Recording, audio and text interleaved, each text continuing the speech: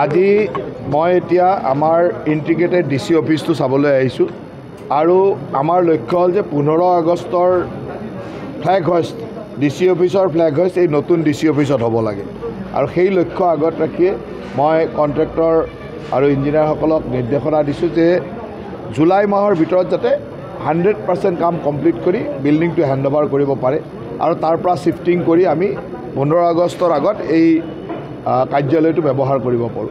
এই কাৰ্যালয়টোত আমি যেহেতু এইটো ইণ্টিগ্ৰেটেড ডিচি অফিচ, ইয়াত বিভিন্ন ধৰণৰ অফিচিয়ালে আহিব আৰু ডিচিৰ লগত সংযোগ থকা সকলো অফিচ মই ইয়াতে ইণ্টিগ্ৰেটেড কৰিব বিচাৰিছোঁ যে এই বিল্ডিংটোতে ইণ্টিগ্ৰেট হৈ যাওক।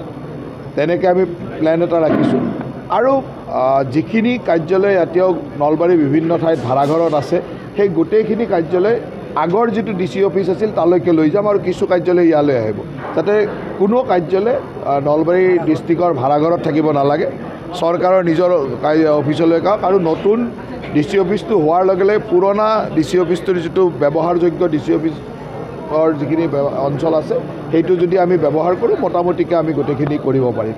আজিৰ ভিতৰত এই গোটেইখিনি ঠিক ঠাক কৰিব দিছোঁ। কালিৰ পৰা ক'ত কোনটো অফিচ হ'ব, কোনটো ব্ৰাঞ্চ হ'ব, কোনটো ডিপাৰ্টমেণ্ট ক'ত বহিব, এই গোটেইখিনি কালিৰ পৰা তেওঁলোকে তাত আইডেণ্টিফাই কৰি দিব আৰু ইয়াত থকা বিষয়াসকলে তেওঁলোকে নিজৰ নিজৰ জেগাটো আহি চাই যাব ঠিকে আছে নে নাই, ক'ৰবাত কিবা আৰু চেঞ্জ লগা আছে নেকি, ক'ৰবাত কিবা তাত মানে অসুবিধা আছে বা সুবিধা আছে নেকি বা কিবা কৰিব লগা আছে নেকি, গতিকে আজিৰ ভিতৰত তেওঁলোকক ঠিক কৰি কালিৰ ভিতৰত এই বনাই থকা ডিচি অফিচটোত কোনটো ফ্ল'ৰত কোন বহিব, ক'ত কি হ'ব গোটেইটো লগাই দিব দিছোঁ আৰু পৰহি দিনৰ ভিতৰত গোটেই অফিচাৰসকলে বিভিন্ন ঠাইত আহি ইয়াতে চাব আৰু নেক্সট ডিডিচি মিটিঙত তেওঁলোকে আলোচনা কৰি, মঙলবাৰে ডিডিচি মিটিং আছে, তেওঁলোকে আলোচনা কৰি ফাইনেল কৰি দিব। ফাইনেল কৰাৰ লগে লগে তাত যি ফাৰ্নিচাৰৰ প্ৰয়োজন হ'ব, কিছু ফাৰ্নিচাৰটো আমাৰ আগৰ ডিচি অফিচত আছে কিন্তু তাতো যেতিয়া বেলেগ অফিচ হ'ব সেই ফাৰ্নিচাৰবিলাক তাতেও ব্যৱহাৰ হ'ব, গতিকে যি ফাৰ্নিচাৰ ব্যৱহাৰৰ যোগ্য হ'ব সেইখিনি ব্যৱহাৰ কৰিব আৰু যিখিনি ব্যৱহাৰৰ যোগ্য নহ'ব বা প্ৰয়োজন বেছি হ'ব সেইখিনিৰ কাৰণে ৰিকুৱাৰমেণ্ট দিব আৰু আমি ফাৰ্নিচাৰখিনি কিনা প্ৰচেছো ইন দ্য মিন টাইম আৰম্ভ কৰি দিম।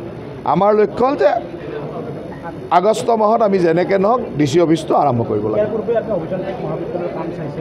ইয়াৰ আগতে মই অভিযান্ত্ৰিক মহাবিদ্যালয় মানে ইঞ্জিনিয়াৰিং কলেজৰ কাম চালোঁ, তাৰ আগতে ঘগ্ৰাপাৰ PWD IB2ৰ কাম চালোঁ, তাৰ লগে লগে এখন ৰেলৱে অভাৰব্ৰিজ আমি ঘগ্ৰাপাৰৰ মানে বিশ্বকৰ্মা পথ আৰু ঘগ্ৰাপাৰৰ নেশ্যনেল হাইৱেৰ মাজত এখন নতুন ৰেলৱে অভাৰব্ৰিজ কৰি আছোঁ, সেই কামটো আমি চালোঁ। গতিকে গোটেইখিনি কাম মই এতিয়া চাই আছোঁ। আমাৰ যিখিনি কাম চলি আছে, এতিয়া আমি ষ্টেডিয়ামৰ কাম চাবলৈ গৈ আছোঁ, ষ্টেডিয়ামখনৰ কাম কি আগবাঢ়িলে আৰু ষ্টেডিয়ামখনো মই এইকেইদিনৰ ভিতৰত কমপ্লিট কৰাৰ প্লেনত আছোঁ। আজি এতিয়া যাম, মই এমাহৰ ভিতৰত অপেনিং কৰাৰ লক্ষ্যত আছে, গতিকে আজি মই গৈ চাই লওঁ কি হয়। এতিয়া এই বছৰটোৰ লক্ষ্যই হ'ল যে নতুনকৈ আৰু কাম কৰাৰ প্ৰয়োজন নাই, যিসমূহ কাম আমি আৰম্ভ কৰিছিলোঁ সেই কামখিনি 26ৰ আগত 100% সম্পূৰ্ণ কৰিব লাগে, সিমানেই কাম। আন এটা প্ৰশ্ন আছে, যিটো পাকিস্তানক এটা দিবলৈ লগত যি আলোচনা কৰিবলৈ সংসদীয় কমিটি বনাইছে তাত গৌৰৱ গগৈক অন্তৰ্ভুক্ত কৰাইছে, কি ক'ব? এতিয়া সংসদে বনোৱা কমিটি এখনত ৰাজ্য চৰকাৰৰ মন্ত্ৰীয়ে কিবা ক'ব পাৰে নেকি? সংসদে কাক লৈছে, কিয় লৈছে, মই মানে সংসদৰ এইবিলাক মানে বিশেষাধিকাৰৰ কথা, এইটো যদি মই ক'বলৈ যাওঁ মোৰে বিশেষাধিকাৰ ভংগৰ অভিযোগ দিব মানে। গতিকে সংসদে যি বনাইছে কাক ক'ত ৰাখিছে সেই সম্পৰ্কে আমি মন্তব্য দিয়া উচিত। ঘৰত আনন্দ আৰু সম্পৰ্কৰ চমক বজাই ৰাখিবলৈ জৰুৰী হৈছে সকলো আনন্দময় মুহূৰ্তত মৰমৰ উপহাৰ দিয়াটো।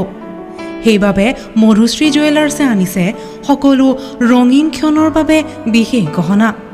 হীৰাৰে হওক, সোণৰে হওক বা ৰূপৰে হওক, শ্ৰেষ্ঠ ডিজাইনছ আৰু হলমাৰ্কযুক্ত গহনাই ৰাখে সম্পৰ্কক নিখুঁত। তেনেহ'লে আজিয়ে আনক আনন্দ মধুশ্ৰী জুৱেলাৰ্ছৰ সৈতে। যোগাযোগ কৰক 7028000341 নাইবা ভিজিট কৰক LNB ৰোড, নলবাৰী, অসম।